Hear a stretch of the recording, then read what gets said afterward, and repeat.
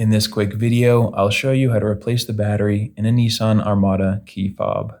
There are 3 versions of the device. You can see I have 2 of them right here. There's a 5-button version and a 4-button version, and there's also a 3-button version. It does not matter which one you have. The process is going to be the same for all of them, and the battery inside is the same as well. It'll take you less than 5 minutes start to finish to replace your battery, and all you'll need is a flathead screwdriver and one of these CR2032 batteries. If you don't have one of these lying around or you'd like to get one online, check out that first link in the description. That'll take you over to Amazon where you can find these batteries for just a few dollars. Now, getting into opening this thing up, we first want to come over to the back and hold down on that little latch while we pull out the internal key. There we go. Now look at the bottom of the device, and on the right side of the bottom, there's a little kind of an indentation there.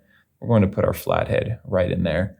So you want to use a smaller sized flathead screwdriver like this one I have here.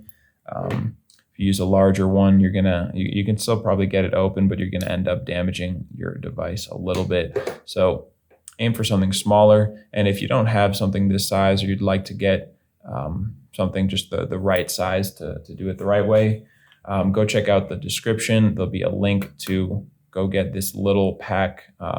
It's just a few bucks on Amazon, so that link will take you over to Amazon if you're interested. And that's where I got this flathead right here. So all you need to do is go into that opening, twist a little bit, and it will start to open up on that side. And from here, you can just take the screwdriver and work your way down, twisting until it comes apart easily in your fingers. So now we can just use the same tool to come over to the side of the battery and pry it out. So just gently kind of lift and pry the battery up and out. You can now go ahead and dispose of your old battery, grab your new CR2032. And when you're putting it in, make sure that the positive side that has the plus sign on it is facing down. And so you can just snap this into place, positive side down. And all we need to do from here is just click these 2 halves back together.